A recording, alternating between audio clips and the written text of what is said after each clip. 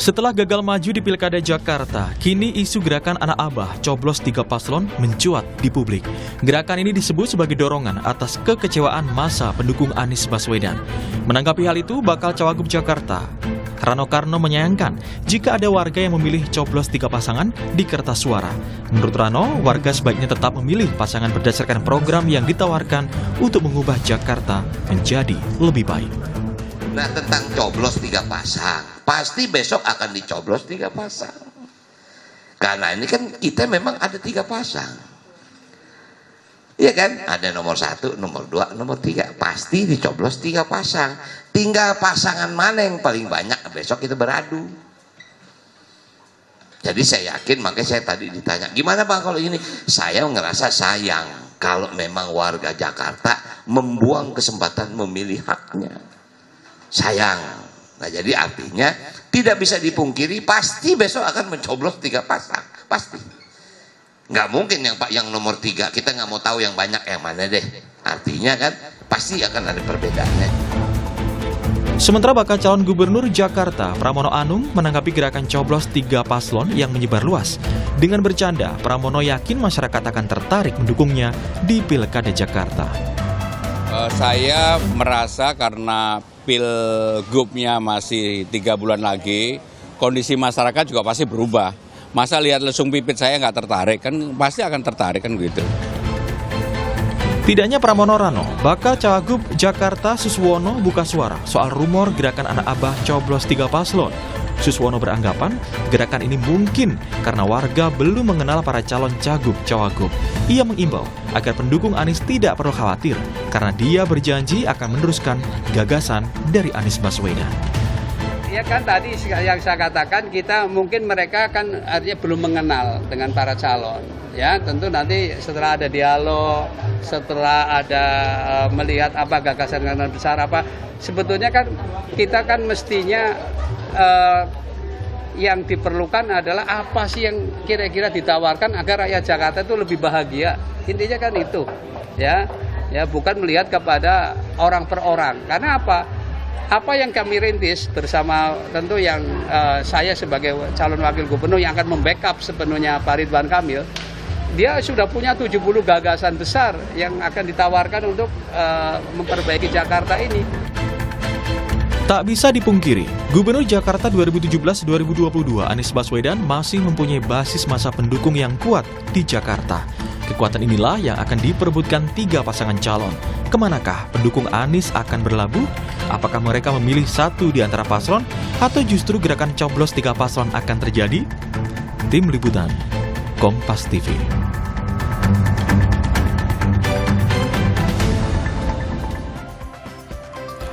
Gerakan anak abah atau pendukung Anies Baswedan mencoblos 3 pasangan calon mencuat ke publik. Hingga kini semua pihak masih bertanya-tanya pasca gagalnya Anies Baswedan maju di Pilkada Jakarta. Terutama basis pendukungnya atau yang mendukungnya yang cukup kuat. Kemanakah dukungan massa Anies berlabuh? Apakah benar 3 gerakan paslon akan terjadi? Atau justru mengarah pada satu paslon?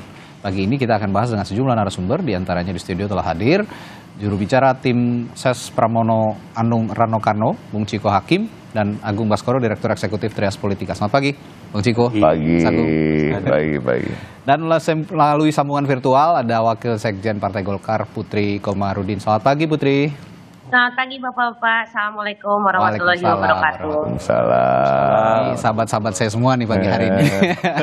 Saya ke Putri dulu deh, ladies first. Gimana nih nangkalnya kalau memang ada gerakan ini, Put? Ya, sebenarnya kan kami memang memahami ya kekecewaan yang timbul sampai akhirnya muncul gerakan-gerakan seperti itu, baik itu di media sosial ataupun memang di beberapa media konvensional lainnya yang menurut kami tentu ini sifatnya emosional dan tentu harapannya temporer ataupun sementara. Namun tindakan ini juga tidak bisa kita benarkan karena bisa mempengaruhi hak orang lain untuk memilih di dalam pemilihan kepala daerah di akhir November 2024 ini. Maka kami juga meyakini Bang Ciko ataupun tim ses paslon lain juga memahami dan juga memiliki pandangan yang sama. Jadi biarlah keputusan tersebut baik itu untuk mencoblos ataupun tidak itu menjadi hak individu masing-masing dari masing-masing supporter ataupun masing-masing pendukung paslon dan apalagi sesuai dengan Undang-Undang Pemilu telah disebutkan bahwa kita semua wajib sebagai warga negara untuk memastikan pemilu yang berlangsung secara umum, bebas, rahasia, jujur dan adil. Dan gerakan ini tentu bagi kami untuk Bang RK dan juga Pak Suswono, kita juga berharap supaya kita bisa semakin tentu masif memperkenalkan apa yang akan kita sebagai paslon lakukan nantinya untuk Kota Jakarta apabila terpilih menjadi calon gubernur dan juga calon wakil gubernur, karena tentu mungkin karena belum adanya sosialisasi yang masif terkait dengan program dan gagasan yang dipunyai oleh pasangan calon kami, akhirnya muncul gerakan-gerakan seperti ini. Jadi kami tentu akan semakin masif lagi melakukan sosialisasi dan edukasi terhadap masyarakat terkait dengan apa-apa program utama yang diusung oleh pasangan calon kami dan berdialog tentunya karena tak sayang maka tak kenal. Dan juga harapannya setelah itu nanti masyarakat bisa memilih dengan lebih bijak dan juga memutuskan dan menggunakan hak suaranya dengan baik pada tanggal 27 November nanti. Iya, tapi Put, alih-alih memasifkan lagi sosialisasi terhadap sosok RK dan Pak Suswono, termasuk dengan ide-ide dan gagasannya, apa kepikiran nggak sih untuk menggait juga masa loyalnya Anies Baswedan atau mungkin mengajak Anies Baswedan ke dalam tim sukses misalnya?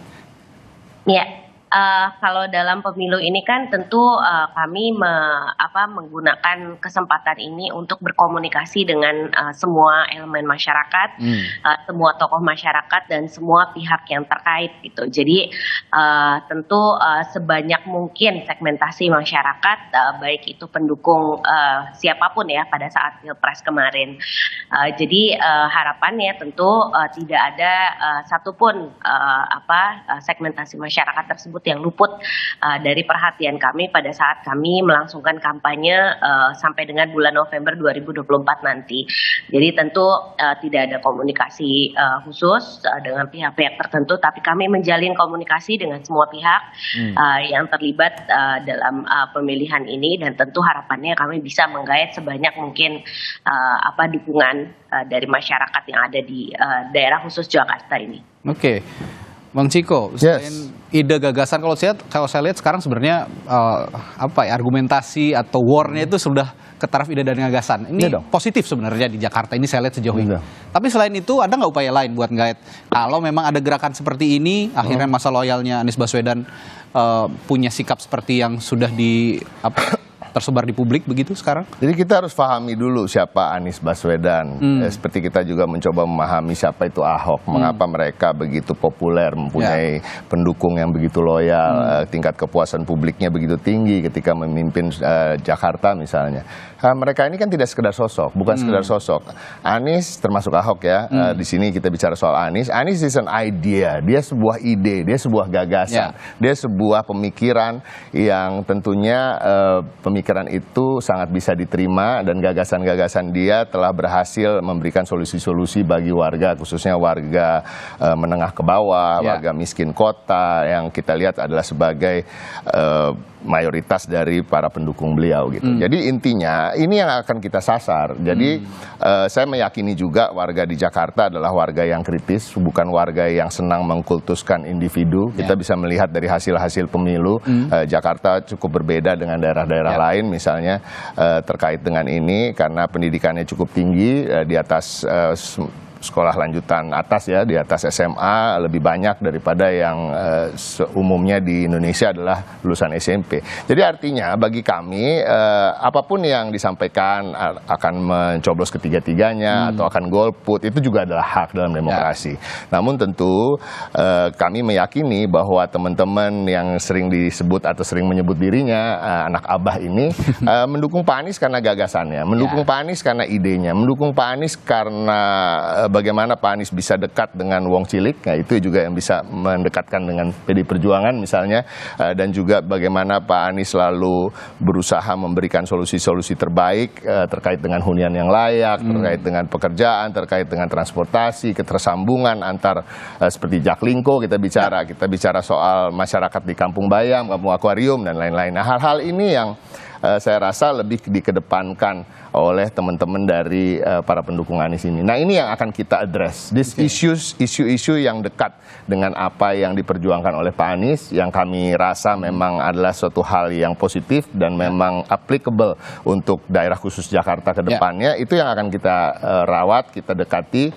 Dan saya rasa lambat laun tentunya teman-teman, walaupun mungkin tidak semua yang kemarin memilih Pak Anies, mudah-mudahan juga bisa menyadari bahwa yang paling utama adalah program dan gagasan Pak Anies dan legacy Pak Anies ini berlanjut gitu. Jadi itu yang akan kita address. Nah, satu hal lagi, saya ingin menyampaikan juga gerakan seperti menyoblos tiga pasang calon sehingga kertas suara tidak dihitung atau golput, ini akan menguntungkan sebagian pihak yang akan menggunakan sumber dayanya maksimal untuk bagaimana memobilisasi pemilih, ya kan? Dan artinya apapun yang terjadi pada akhirnya pemilu akan tetap dianggap sah. Apapun yang terjadi akan ada pemimpin, akan ada gubernur yang dipilih dan dilantik. Nah, jangan sampai kalau istilahnya Bang Dul atau Rano Karno, jangan sampai nyesel. Nah, nyesel maksudnya beliau tuh itu. At the end of the day, suaramu itu ya itu rusak, suaramu tidak didengar, suaramu tidak akan, di mana kamu akan menyalurkan aspirasimu gitu. Jangan sampai politik itu kan sering disebut pemilihan the lesser evil gitu ya. Jangan sampai bukan the lesser evil yang menang gitu ya. Nah, tapi kita bukan bermaksud mengatakan yang didukung Putri itu evil ya. Sorry ya Put. Enggak, tapi ini intinya begitu. Jangan sampai ya apa-apa yang sebenarnya kita idamkan ya sebagai gagasan, sebagai legasinya Pak Anies justru malah semakin jauh untuk bisa direalisasi. Anda mengatakan kan Anies Baswedan, seorang Anies Baswedan itu adalah entitas ide dan gagasan. Betul. Ya? Apakah Anda juga ini mengatakan dengan penjelasan Anda tadi, Bung Ciko, bahwa gagasan dan ide Anies Baswedan ini akan diadopsi atau malah mungkin orangnya yang akan diajak untuk berkolaborasi atau bekerja sama memenangkan Pramono Rano? Sejak awal itu tadi yang kita sampaikan bahwa kami betul-betul menganggap pemilih di DKJ ini, daerah khusus Jakarta, adalah pemilih-pemilih yang rasional, pemilih-pemilih yang terdidik, pemilih-pemilih yang kritis. Dalam artian kami juga tidak mau merendahkan mereka dalam tanda kutip dengan hanya menempel tokoh, ya kan? Mereka juga bukan tipe orang yang akan kemudian otomatis mendukung seseorang karena ada tokoh A, tokoh B, tokoh C juga turut mendukung orang tersebut, tapi lebih tentunya mengedepankan gagasan. Tadi yang saya sampaikan, tentunya akan kita lebih tempel, kita akan pelajari betul bagaimana sih, kenapa sih Mas Anies ini begitu populer, termasuk bagaimana sih Pak Ahok itu begitu populer, atau Bang Yos itu program-programnya juga disukai oleh masyarakat, walaupun masyarakat sering lupa Bang Yos ini kan hampir semua program yang sukses di Jakarta dimulai dari Bang Yos gitu ya, dan dieksekusi oleh beliau, Bang Foke juga, dan banyak juga pemimpin-pemimpin lain. Jadi pada prinsipnya itu yang akan kami lebih kedepankan, dan saya rasa bisa diadopsi program Pak Anies, Pak Ahok gitu, yang betul-betul membuat mereka mempunyai tingkat kepuasan publik yang tinggi ketika memimpin. Oke, Mas Agung, kalau melihat fenomena sekarang ada gerakan publik untuk mencoblos 3 pasang calon, ini fenomena kekecewaan pemilih Anies yang temporary atau bisa bertahan sebetulnya sampai akhir pencoblosan nanti? Iya, kalau saya bedah sekilas ya, cross tabulasi data survei, ada temuan menarik dari basis pendukung Anies ini. Selain tadi sudah disinggung Bang Ciko soal pemilih rasional, ternyata sebagian besar atau bahkan mayoritas pendukung Anies itu banyak terafiliasi dengan partai-partai Islam. Ya, yang kita tahu di Jakarta ini Islam perkotaan sangat kuat seperti itu. Jadi misalkan di PKS tuh dukungannya bisa sampai 70% ke atas. Nah, yang kedua adalah pemilih-pemilih kritis terhadap pemerintahan Presiden Jokowi. Nah, ini asal muasal pendukung Anies, dan di banyak partai itu tersebar ya, di Nasdem, PKB, ya, PAN. Bahkan yang menarik ada split ticket voting. Beberapa partai pemerintah yang memang punya afiliasi berideologis Islam, ya, itu sangat dekat dengan Anies gitu. Nah, jadi kalau ditanya ini temporary atau tidak, tergantung bagaimana 3 kandidat ini mampu merasionalisasi program-program mereka sehingga bisa diterima oleh kalangan pemilih Islam perkotaan yang kritis tadi. Nah, yang ketiga yang memang merasa puas dengan program-program Anies. Ya, karena approval rating Anies ini kan tinggi. Seperti itu, sehingga elektabilitasnya juga bagus. Nah, jadi 3 hal ini yang menjadi pekerjaan rumah semua partai ataupun kandidat yang maju untuk memastikan ya endorse Anies itu mengalir kemana pada ujungnya. Jadi di luar itu saya juga melihat bagaimana anak Abah ini pengen membangun posisi tawar abahnya, ya supaya tetap berada di orbit strategis kekuasaan dan ujungnya nanti ya Abah ini menentukan siapa yang menang, siapa yang kalah dan seterusnya. Ketika Pak Basuki Cahayapurnama atau Ahok sudah diambil Bang Ciko, nah Mbak Putri harus segera ambil Mas Anies, tapi kayaknya agak susah ini. Nah, jadi kalau misalkan di survei hari ini misalkan RK unggul, bisa-bisa disalip sama jagoan Bang Ciko. Ini bisa rebound ini. Pram Ranonya kalau RK-nya nggak banyak berinovasi, bermanuver-manuver tajam yang bisa membalik persepsi dan opini publik. Sehingga ya kalau kemarin RK-nya leading, ini bisa-bisa trennya bisa turun, Mbak Putri, seperti itu. Ini yang harus dicatat, mungkin masukan juga dari Mas Agung nih, Putri ya, buat apa tim suksesnya Pak Ridwan Kamil dan Suswono. Tapi saya tertarik juga dengan upaya masing-masing pasangan calon dengan menghadirkan tokoh-tokoh di balik itu untuk memenangkan mereka. Salah satunya kalau Bang Ciko, calonnya Bang Ciko ini, Mas Pram dan juga Bang Rano punya Cak Lontong gitu ya. Ini kan figur yang dinilai ya figur yang santuy lah, figur yang rileks di tengah masyarakat Jakarta yang sudah cukup penat dengan carut-marutnya Jakarta. Mungkin Putri juga nanti Pak RK dan Pak Suswono punya nih juru bicaranya atau ketua tim sesnya yang akan dimunculkan untuk menandingi orang-orang atau tokoh-tokoh hebat di balik itu. Apakah itu juga jadi pengaruh untuk mengikis anggapan bahwa lebih baik tidak usah pilih tiga-tiganya karena tidak ada yang bisa merepresentasikan warga Jakarta? Ketua tim ses itu pengaruhnya besar ya dalam banyak aktivitas pemenangan politik, sehingga ketika ditunjuk Cak Lontong, saya melihatnya dalam beberapa kesempatan saya menyampaikan ini tim ses otak kanan, kreativitas, inovasi, entertainment dan seterusnya itu diuji, ditantang supaya anggotanya juga lebih oke ketika berhadapan dengan publik. Pendekatannya tidak pendekatan yang konvensional, tapi baru dan beda seperti itu. Nah, sehingga ketika nanti dihadapkan dengan RK Suswono, Pram Rano ini memang benar-benar tidak bisa ditebak seperti itu. Sehingga tantangannya untuk tim RK Suswono memilih ketua tim ses kemarin Pak Sahroni tiba-tiba mundur. Saya nggak tahu penggantinya siapa kan. Nah, ini menarik juga kenapa gitu. Yang jelas ketua tim ses ini akan sedikit banyak memperluas ceruk pemilih. Tapi juga bisa menjadi beban kalau misalnya ketua tim ses dan tim sesnya tidak piawai memainkan langgam politik yang sesungguhnya di darat maupun di udara seperti itu. Sehingga tantangan berikutnya yang paling penting dikondisikan adalah bagaimana tim ini punya tupoksi yang jelas, ya, sehingga tidak kesana kemari, tidak offside, dan punya targetan suara yang besok ketika hari bisa terkonversi di bilik suara seperti itu. Put, kalau tadi dibilang bahwa orang-orang hebat di balik pasangan calon sebagai ketua tim sukses gitu, ini menjadi salah satu inovasi untuk memenangkan mereka. Siapa sebenarnya dari dari timnya Ridwan Kamil dan Suswono yang bisa menjawab tantangan ini kira-kira? Iya, selama ini kan kami terus secara intensif melakukan komunikasi tentunya dengan partai-partai pendukung Bang RK dan juga Pak Suswono. Jadi kemarin sebenarnya penunjukan Bang Sahroni itu juga merupakan salah satu bentuk dari hasil komunikasi intensif tersebut. Tapi tentunya dengan berbagai dinamika yang terjadi, kami juga terus melihat kembali kebutuhan yang ada dan bagaimana sang figur ketua tim ses ini seperti yang tadi disampaikan oleh Mas Agung bisa benar-benar merepresentasikan apa yang ingin kami lakukan untuk Kota Jakarta.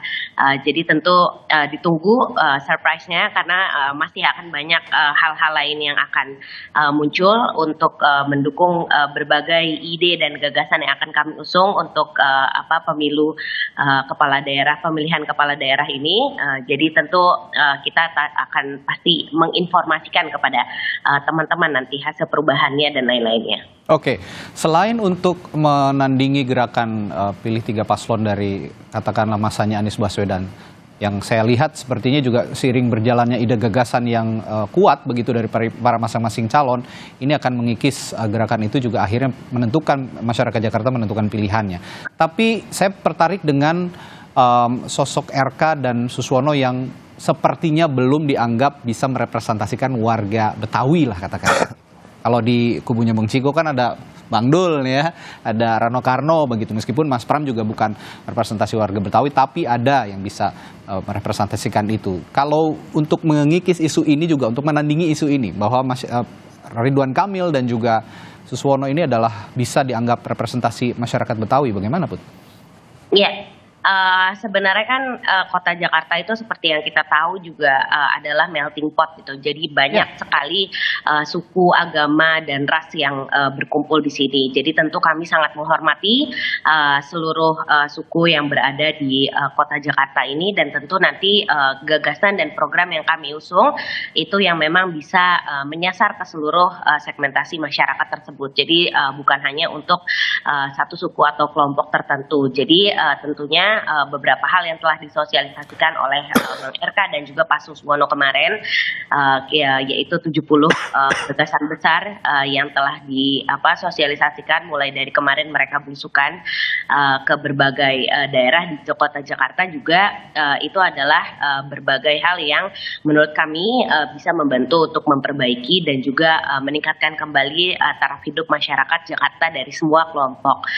Jadi tentu harapannya program-program tersebut bisa tersosialisasikan dengan baik dan bisa sampai ke masyarakat, dan dengan semua kesempatan ini tentu kami akan terus menggunakan untuk menyerap langsung aspirasi masyarakat dan melihat apakah program-program tersebut bisa kita revitalisasi atau bisa kita tingkatkan kembali efektivitasnya gitu. Misalnya kemarin sudah diumumkan juga bahwa Bang RK akan melanjutkan program pemberian insentif Desa Wisma sebesar 100 sampai 200 juta untuk RW-RW di Jakarta. Tentunya melihat bagaimana nanti anggaran di APBD DKI Jakarta bisa memenuhi untuk pemberian program ini juga. Dan tentu kita juga banyak menyerap aspirasi tidak hanya dari program gubernur sebelumnya, tapi juga tentu yang tadi Bang Ciko sebutkan dari pemimpin-pemimpin Jakarta sebelumnya seperti Bang Foke dan Bang Yos yang memang sudah sukses dalam membuat kota Jakarta seperti yang hari ini kita tinggali. Jadi masih banyak sekali tentu yang akan berkembang, dan proses kampanye ini tentu masih akan sangat lama. Jadi tentu kita berharap ini akan bisa dipakai semaksimal mungkin untuk memperkenalkan seluruh program kami. Oke, ini intermezzo sedikit. Saya perhatikan Putri dari tadi manggilnya bukan lagi Kang RK, tapi Bang RK. Ini juga, kan sudah. Ini juga salah satu branding sepertinya ya, Put ya. Ya, sudah hijrah kan dari Jawa Barat ke DKI dan Jakarta. Gitu lah, menyesuaikan.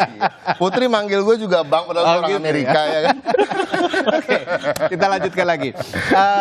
Kalau kemarin pesan yang disampaikan Mas Pramono Anung bahwa menunjuk Cak Lontong adalah sebagai bentuk politik riang gembira di Jakarta. Apa yang ingin diberikan Pramono Rano Karno kepada masyarakat Jakarta? Apa yang ingin ditawarkan dengan politik riang gembira itu? Yang pertama, kenapa Cak Lontong ya? Cak Lontong itu kan bisa merepresentasikan, bisa juga memberikan cerminan dari apa yang akan kita lakukan selama musim kampanye ini. Artinya apa-apa yang tidak berbasis primordialisme, bukan berbasis kesukuan, bukan berbasis hal-hal yang sifatnya bisa meruncingkan perbedaan dan kemudian ada gesekan antar warga. Ini dulu supaya santai dulu nih ya, ketika muncul Cak Lontong gitu kan lucu nih ya, santai. Tapi kalau kita lihat Cak Lontong sendiri adalah seorang sarjana teknik dari universitas kenamaan di Indonesia tentunya, bukan universitas abal-abal nih, yang juga sudah sekian puluh tahun berkecimpung di dunianya dan bisa dianggap sebagai seorang leader lah dalam tanda kutip di dunia yang dia geluti. Artinya beliau punya senioritas, dianggap sebagai leader oleh kalangan-kalangan seniman juga, dan saya rasa cukup matang untuk bisa memimpin satu organisasi kampanye sebesar tim pemenangan Pram dan Rano. Pada prinsipnya itu. Dan yang kedua tentu tetap di backup dan dikelilingi oleh teman-teman yang memang ahli dalam bidangnya, khususnya di bidang kampanye, di bidang elektoral, di bidang pembuatan dengan visi misi dan maupun gagasan. Nah, itu yang kita ingin tampilkan, bahwa visi misi dan gagasan kami yang nanti akan diformulasikan oleh anggota tim lain, tim ahli maupun juga tim-tim yang memang sudah biasa berkecimpung di DKI Jakarta, misalnya Ketua DPRD 2 periode Prasetyo Edi Marsudi, ada jagoan-jagoan elektoral kita, Tina Tun yang sudah periode kedua ini terpilih di DPRD DKI, Putra Nababan di Jakarta Timur, dan ada Once Mekel yang baru saja terpilih, ada juga teman-teman dari luar partai ya, ada Bang Todung Mulya Lubis sebagai Dewan Pengarah, dan masih banyak tokoh-tokoh lain.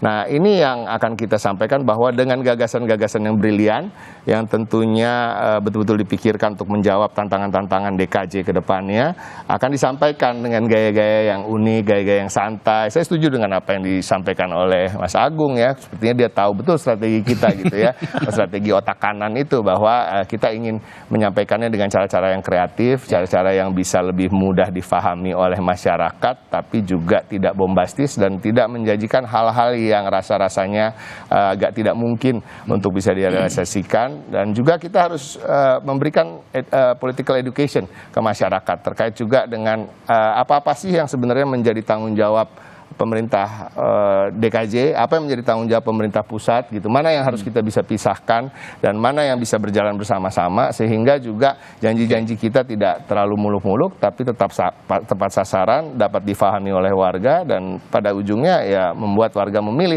Dan semoga teman-teman anak-anak Abah yang tadi menyampaikan bahwa akan merusak kertas suara, tidak akan hadir di TPS, perlahan tapi pasti akan memahami bahwa gagasan-gagasan yang mereka suka, yang mereka anggap pupus ketika pupusnya pencalonan Anies Baswedan, ternyata masih bisa juga dilanjutkan dengan calon-calon yang lain. Tapi saya juga ingin menitipkan satu pesan tadi, karena terkait dengan Bang atau Kang tadi ya. Enggak, ini penting juga bahwa kami di tim Ses Pram dan Rano sama sekali juga tidak sepakat dengan sikap beberapa warga yang beberapa kali menolak Kang RK ya. Jadi ini suatu hal yang harus kita hindari. Semoga ini tidak terjadi lagi ke depan, karena memang untuk mendapatkan pemimpin yang baik kita harus berusaha dan mau untuk mendengar bagaimana gagasan-gagasan itu akan dideliver, bagaimana berilah kesempatan untuk semua ya kan, dan bagi kami ini penting karena kami tuan rumah Put. Oke, jangan sampai ya, karena semua orang punya kesempatan untuk mencalonkan diri menjadi calon pemimpin. Jadi jangan sampai penolakan-penolakan ini juga muncul kembali seperti yang kemarin terjadi ke pasangan RK dan Suswono. Nah, Mas Agung begini, kita sekarang masuk ke tataran ide dan gagasan. Saya tahu Mas Agung, saya yakin sudah juga menyimak ya ide dan gagasan dari masing-masing pasangan calon, mulai dari Pramono Rano, RK Suswono, dan juga pasangan independen kita ada Dharma Ponrekun dan Kunwardana. Dari 3 pasangan calon ini, ide gagasan mana yang paling bisa mengikis anggapan bahwa mereka ini tidak pantas dipilih seperti yang dianggap oleh publiknya anak Abah itu tadi? Tapi jangan dijawab dulu ya. Selanjutnya ya, di Sapa Indonesia Pagi, tetaplah bersama kami. Siap.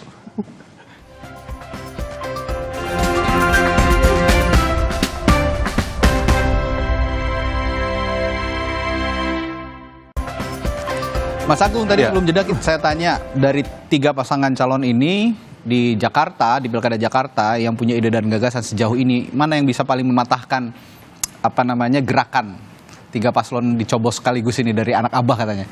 Siap. Jadi sebelum ke sana saya akan memaparkan bahwa ada beberapa permasalahan yang harus segera diatasi oleh para kandidat ini. Paling utama di survei itu, dan ini menarik ya temuannya, karena tidak biasanya pemilih Jakarta mencetuskan masalah ini. Karena akhir-akhir ini kita tahu soal daya beli turun. Jadi ada problem soal harga-harga sembako mahal, kemudian soal lapangan kerja yang semakin menyempit. Nah, saya kira problem utama soal ekonomi ini penting untuk dibuat semacam breakdown lebih detail, sehingga pemilih rasional ataupun anak Abah ini yang memang menjadi dalam tanda petik korban ataupun bagian dari masalah tersebut bisa merasa terwakili untuk diselesaikan masalahnya. Yang kedua, masalah soal banjir. Nah, ini masalah urban yang klasik tapi terus berulang dan masih hari ini masih belum ada solusi yang paling konkret untuk menuntaskannya. Saya kira 3 pasang ini bisa kemudian menjabarkan secara detail ketika nanti sudah disahkan oleh KPUD bagaimana mengatasi banjir. Nah, yang berikutnya lagi soal transportasi publik. Nah, apakah misalnya di semua pasangan saya baca ada perluasan LRT, MRT ya, jalurnya soal jalur sepeda dan seterusnya, tapi lebih menukik lagi. Nah, dari 3 pasang ini memang saya lihat belum ada yang tajam menukik, menjabarkan, karena ini pemilih rasional kan. Dia harus tahu secara detail kira-kira arahannya mau kemana. Nah, yang keempat soal sampah.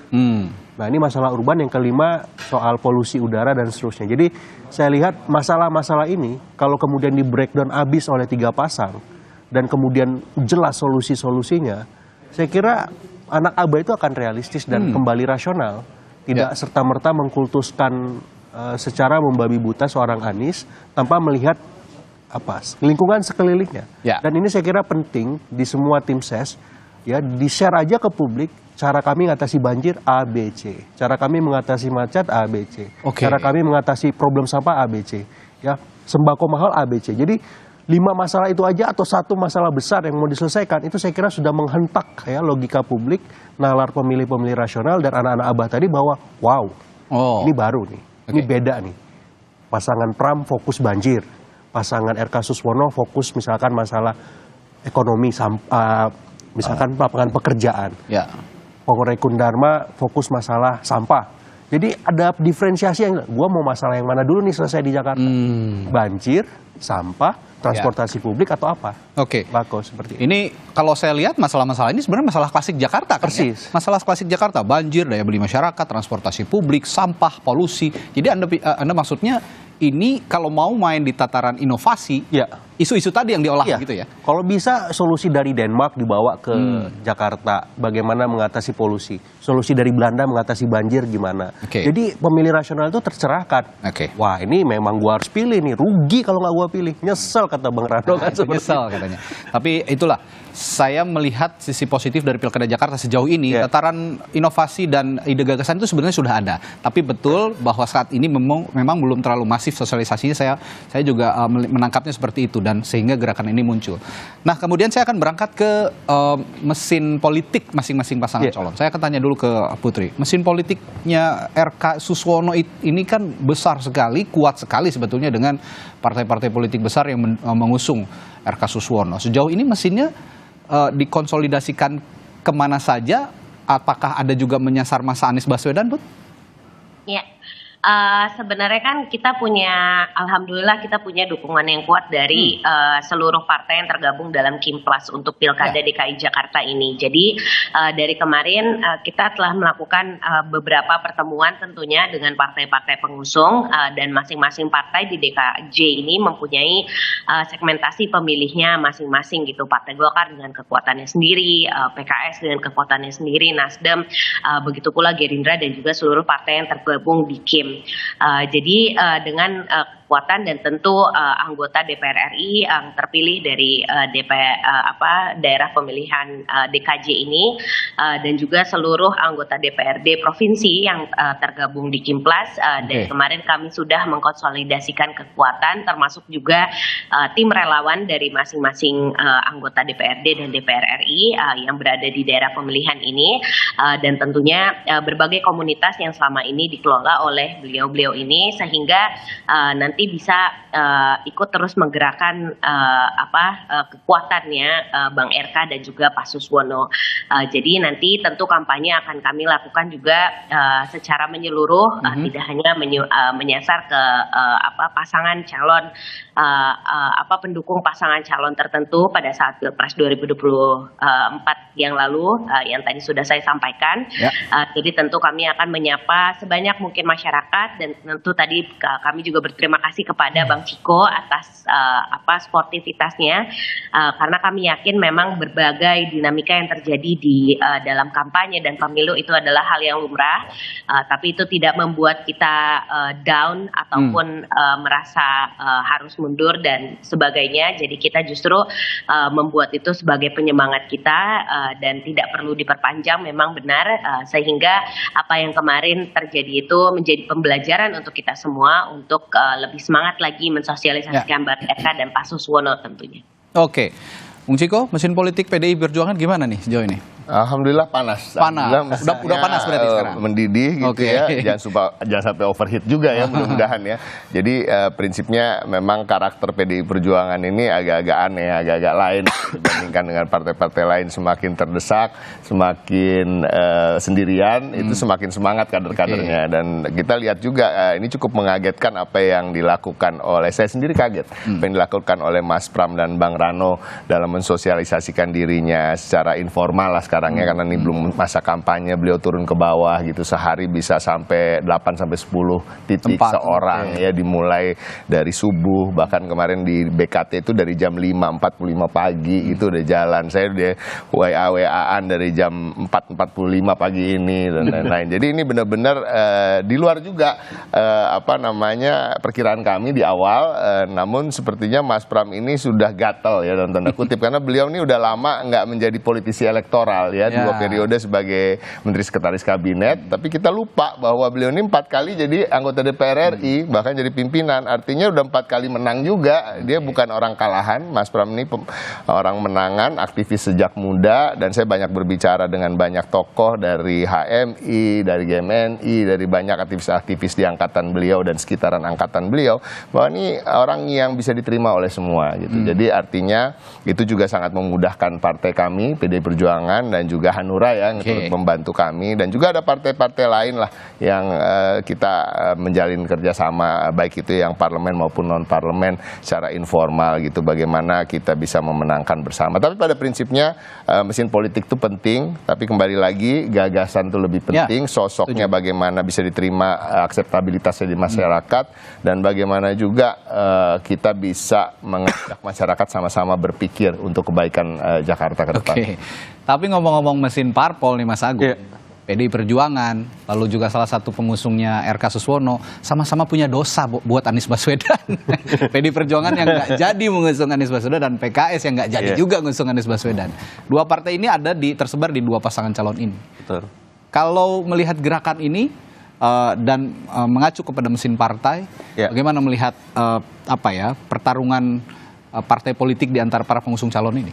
Iya, PKS, PDIP ini punya mesin partai yang solid, itu nggak bisa dibantah di Jakarta. Rehannya terafirmasi, PKS 18 kursi, PDIP 15 kursi. Dan saya kira 2 partai ini memang dalam tanda petik selalu diandalkan di kontestasi pilkada ataupun kompetisi elektoral manapun gitu.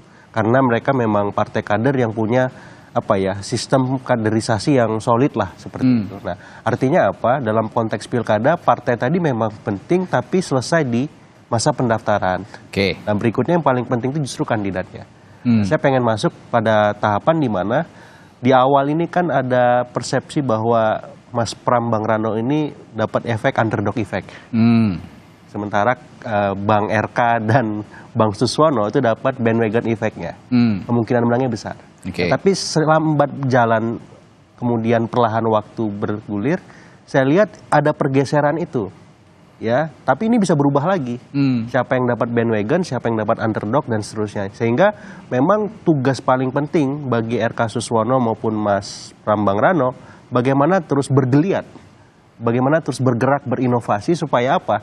Memang bandwagon efek ujungnya nanti bakal mereka terima gitu, bukan lagi sebaliknya. Dan harapannya memang peta pertarungan ini tidak berakhir 2 putaran ya, biar selesai gitu. Karena kalau semakin lama semakin bahaya, semakin tajam nanti perseteruannya seperti itu. Ini efek bandwagon dan juga satu lagi underdog ini memang sangat menarik ketika mesin-mesin partai politik yang sudah, kalau Bang Siko sudah mendidih, nah kalau Putri sepertinya juga akan sangat mendidih karena partainya juga banyak nih yang mendukung. Nah, kalau terakhir saya masing-masing pada narasumber saya pagi hari ini, kalau Putri sendiri melihat efek bandwagon dan juga underdog tadi yang diilustrasikan oleh Mas Agung, sepertinya dinamisme Pilkada Jakarta ini kan agak lain gitu ya. Kalau melihat yang paling metode kampanye yang paling jitu sebenarnya yang enak di tataran masyarakat Jakarta tuh yang kayak gimana sih, Put? Ya, Jakarta ini kan sebenarnya barometer politik Indonesia ya, sudah lama seperti itu gitu. Makanya begitu Pak Presiden Jokowi menang di Jakarta, beliau digadang-gadang menjadi calon presiden dan akhirnya 2 periode sudah nyaris beliau rampungkan. Jadi siapapun yang menang di daerah Jakarta ini tentunya nanti akan menjadi tokoh nasional juga yang suaranya akan begitu diperhatikan oleh berbagai kalangan masyarakat di Indonesia, bukan hanya di Provinsi DKJ saja, tapi juga untuk seluruh provinsi di Indonesia lainnya. Jadi tentunya karena Jakarta juga dipenuhi dengan masyarakat yang rasional, yang menginginkan solusi untuk permasalahan di provinsi ini. Kita juga menggunakan segala cara lah yang tentunya bisa dilangsungkan selama masa kampanye ini. Jadi selain belusukan, tatap muka langsung, serangan udara juga tentu kita gunakan. Dan kita juga mengedepankan memang citra positif dari Bang RK yang sudah terbangun selama ini 2 kali menjabat sebagai kepala daerah di Provinsi Jawa Barat yang merupakan juga daerah aglomerasi yang nantinya akan bekerja sama dengan Provinsi DKJ juga untuk memastikan bahwa daerah ini tidak tertinggal gitu dengan kepindahan kita ke ibu kota baru. Jadi tentunya nanti serangan darat, serangan udara akan terus kita langsungkan sampai dengan kampanye akhir di bulan November 2024 nanti. Jadi tentu hal-hal yang sedang berkembang, penolakan-penolakan ataupun ada gerakan-gerakan untuk mencoblos 3 paslon tersebut, kami harapkan bisa terkikis seiring dengan waktu dan masifnya sosialisasi dari masing-masing paslon. Tapi yang tentu yang ingin kami ingatkan adalah kami berharap dengan anggaran pilkada yang sangat besar untuk DKJ sendiri kita menghabiskan 975 miliar rupiah untuk DPT yang mencapai 8,2 juta. Jadi kami berharap seluruh warga DKJ yang mempunyai hak pilih di tanggal 27 November nanti akan menggunakan hak pilihnya dengan baik. Kita menggunakan anggaran ini sebaik-baiknya supaya menghasilkan pemimpin yang berkualitas dan bisa membawa DKJ ke arah yang lebih baik ke depannya. Oke, itu tadi buat jualan penting itu, bahwa sosok Ridwan Kamil itu adalah mantan gubernur Jawa Barat 2 periode, belum 2 periode, mantan gubernur Jawa Barat yang punya peran untuk juga mengonsolidasikan daerah-daerah penyangga ibu kota, Bekasi, Bogor, Depok dan sebagainya. Ini penting buat jualan, Put. Catatan aja tuh ya. Itu penting tuh buat jualan. Jadi apa itu yang bisa dijual sepertinya dari RK untuk mengikis ego sektoral di antara daerah-daerah penyangga ibu kota itu tadi. Saya ke Bang Ciko. Bang Ciko terakhir, kalau tadi serangan daratnya udah masif, udaranya gimana nih? Insya Allah kita memang sekarang kan masih tadi ya memanaskan mesin, walaupun mesinnya udah cukup panas, tapi pada prinsipnya ini kan kita belum ditetapkan sebagai calon, ya kan. Tim ses juga belum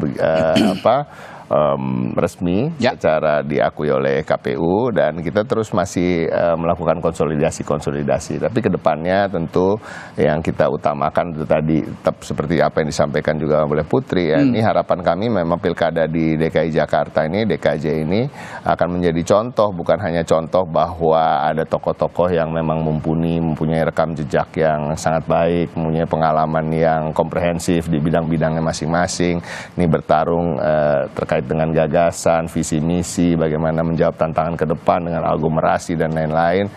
Juga sebagai contoh untuk daerah-daerah lain bagaimana itu semua bisa ditarungkan dalam tanda kutip dengan cara-cara yang kreatif, cara-cara yang aman, damai, dan tidak menimbulkan gesekan-gesekan di masyarakat atau antar pendukung.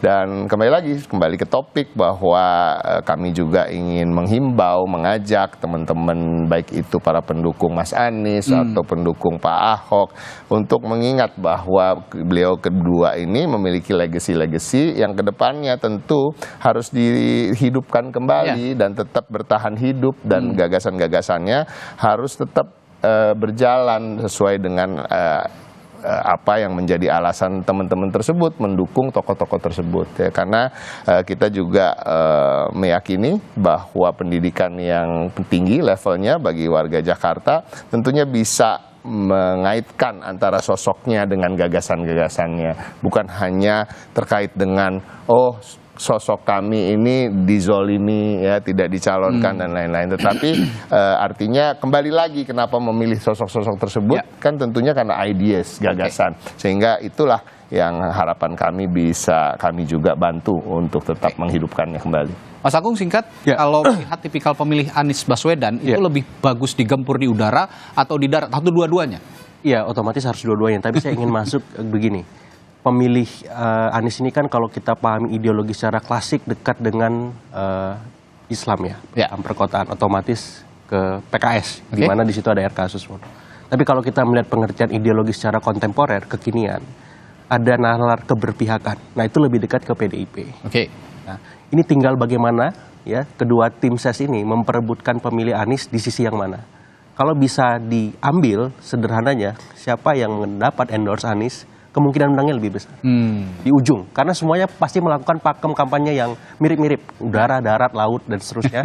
Tapi siapa yang mendapatkan endorse Anies, karena endorse Ahok udah didapat Bang Rano, maka endorse Anies ini menentukan. Bagaimana kalau Pilpres kemarin endorse-nya Jokowi, Prabowo dan seterusnya menentukan. Nah sekarang di Jakarta endorse-nya Anies menentukan siapa yang menang di Jakarta. Kalau di tataran Pilpres ada Jokowi effect, kalau di Pilkada Jakarta ada Anies effect. Nah ini menarik. Persis. Bagaimana nanti masing-masing pasangan calon bisa mendapatkan endorse Anies Baswedan, itu juga penting, meskipun memang masa loyal itu juga merupakan masyarakat Jakarta yang sepertinya masih bisa punya pola pikir yang digoyang gitu ya, dinamis, karena mereka punya pemikiran logik yang lebih baik di tataran perkotaan. Baik, terima kasih para narasumber saya hari ini. Ada Wakil Sekjen Partai Golkar, Pak Putri Komarudin, langsung dan juga juru bicara PDI Perjuangan dan juga tim ses Pramono Rano, Ciko Hakim, dan juga Mas Agung Baskoro dari Trias Politika. Terima kasih telah berbagi informasi dan perspektif pagi hari ini. Sehat selalu, sampai jumpa lagi ya.